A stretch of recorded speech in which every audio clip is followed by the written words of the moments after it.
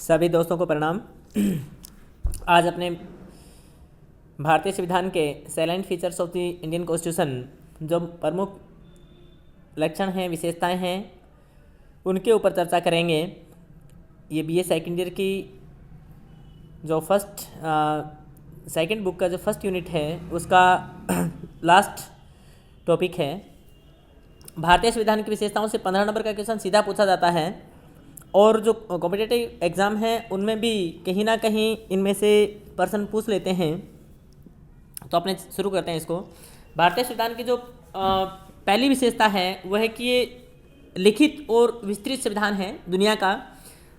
अगर दुनिया की बात करें तो दुनिया का प्रथम लिखित संविधान है वो यूएसए का है। और संविधानों को दो श्रेणियों में हम बांट सकते हैं, लिखित और अलिखित। अलिखित संविधान है वो मुख्य रूप से यूके का।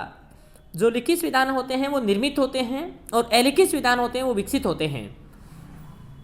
तो ये हमारा जो संविधान है वो निर्मित है, न कि विकसित। यूके और न्यूजीलैंड के जो संविधान है वो विकसित हैं, अलिखित हैं। तो ये न्यूजीलैंड वाला जो प्रश्न है वो अभी नेट 2020 में पूछा गया है। ब्रिटेन के अलावा कौन से देश का अलिखित संविधान है? तो न्यूजीलैंड। तो पहली विशेषता है ये लिखित है, विस्तृत है। और अगर दुनिया की बात करें तो प्रथम लिखित यूएसए का है, लेकिन यूएसए का जो कॉन्स्टिट्यूशन है वो विस्तृत नहीं है, उसमें केवल 7 अनुच्छेद हैं। हमारा जो संविधान है वो थोड़ा विस्तृत है। और यहाँ से मेरे से इंटरव्यू में भी प्रश्न पूछा था कि क्या कारण है कि भारत का संविधान इतना विस्तृत, इतना बड़ा संविधान है, उसकी हम चर्चा करेंगे। मूल रूप से अगर इसकी बात करें तो इसमें प्रस्तावना है जो सबसे बाद में जोड़ी गई है। कोई भी नियम, अधिनियम, संविधान होता है उसका इंट्रोडक्शन हम कराते हैं, उसके उद्देश्यों का, उसके दर्शन का, उसके लक्ष्य का वर्णन करते हैं, वही उसकी प्रस्तावना होती है। और हमारे जो उद्देश्य प्रस्ताव थे वो हमारी प्रस्तावना बने। इसमें 22 भाग हैं। कई बार दिक्कत आती है, भाग हम जो संविधान संशोधन के बाद में 4 जोड़े गए हैं, तो कुछ किताबों में 26, 25 ऐसा भी लिखा मिलता है जो गलत है। भाग इसके 25 हैं अब भी, अनुच्छेद 395 हैं अब भी, और कुछ गाइड्स वगैरह हैं उनमें गलत दे रखे हैं। और मूल जो रूप में संविधान था उसमें अनुसूचियाँ 8 थी, वर्तमान में ये 12 हैं। संशोधन आज तक इसमें 104 हुए हैं। प्रथम संविधान संशोधन 1951 में हुआ और बाद में इसमें 4 भाग और जोड़े गए। 4K 42वें संविधान संशोधन के द्वारा मौलिक कर्तव्यों को जोड़ा गया। 9K 74वें संविधान संशोधन 1992 के द्वारा नगर पालिकाएं, म्यूनिसिपैलिटीज, उनको जोड़ा गया। और 9K सबसे लास्ट में अगर कोई भाग जोड़ा गया है तो 9K है, 97वें संविधान संशोधन के द्वारा कोऑपरेटिव सोसाइटीज़ के नाम से जोड़ा गया। और 14K 42वें संविधान संशोधन 1976 में जो ट्रिब्यूनल्स थे हमारे, उनको एक जोड़ करके अध्याय बनाया गया।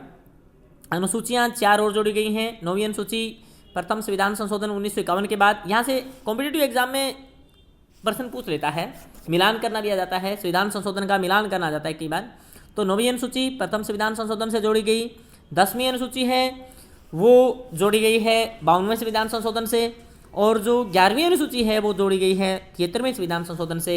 और 12वीं अनुसूची है वो 74वें संविधान संशोधन 1992 से। कई बार अनुसूचियों में सीधा प्रश्न पूछ लेता है, पहली अनुसूची किससे संबंधित है उसके विषय पूछ लेते हैं। तो अपने 8 अनुसूचियों को बाद में देखेंगे।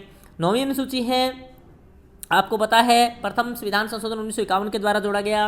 और उसमें जो मुख्य रूप से ये प्रावधान किया गया कि जो अधिनियम है या नियम है, संविधान संशोधन है, जो भी वो अगर 9वीं अनुसूची में हम डाल देते हैं तो उसके बाद उसका जुडिशियल रिव्यू हम नहीं कर सकते। बाकी केशवानंद भारती केस के बाद में इस निर्णय को पलट दिया गया है। वर्तमान में हम किसी भी अनुसूची के, किसी भी संविधान संशोधन के, किसी भी नियम अधिनियम का न्यायिक पुनरावलोकन कर सकते हैं। 10वीं अनुसूची है वो दल बदल से संबंधित है। 11वीं अनुसूची आपको पता है पंचायती राज से। और 12वीं नगर पालिका इनसे है। हाँ, एक है ये भी कई बार प्रश्न पूछ लेते हैं कि वर्तमान में कौन सा संविधान है वो जस्टेबल नहीं है या अभी कार्यरत नहीं है, इन्फोर्सेबल नहीं है। तो वो है भाग 7। इसे 7वें संविधान संशोधन 1956 द्वारा विलोपित कर दिया गया, डिलीट कर दिया गया, क्योंकि इसमें जो अपने राज्य का वर्गीकरण था, ख, ग, क, इस प्रकार से वो था, वो हटा दिया गया है। हाँ, भारत का जो संविधान है वो विस्तृत क्यों है, ये प्रश्न मुझसे इंटरव्यू में पूछा गया था। मैं इससे थोड़े कंपेरेटिव जो अपने एग्ज़ाम्स हैं, जो कॉलेज लेक्चर के एग्ज़ाम हैं, उसमें भी हमें यूएसए, ऑस्ट्रेलिया, चाइना, कनाडा इनके संविधानों का वर्णन पढ़ना है। तो यूएसए के संविधान में 7 ही अनुच्छेद हैं, ऑस्ट्रेलिया में 128 हैं, चाइना में 138 हैं और कनाडा में 147 हैं। तो इंटरव्यू में ये प्रश्न पूछा था कि भारत का संविधान इतना विस्तृत क्यों है। तो उसका एक सीधा सा कारण है कि भारत में केंद्र और राज्यों के लिए एक ही संविधान है। सबसे टू द पॉइंट उत्तर इसका यही है कि भारत में क्या है, बाकी जो संविधान हैं जैसे यूएसए, ऑस्ट्रेलिया, यहाँ की अगर हम बात करें तो यहाँ जो है वो संघात्मक व्यवस्था होने के कारण यहाँ राज्यों के संविधान अलग हैं और जो केंद्र सरकार है उसके संविधान अलग हैं।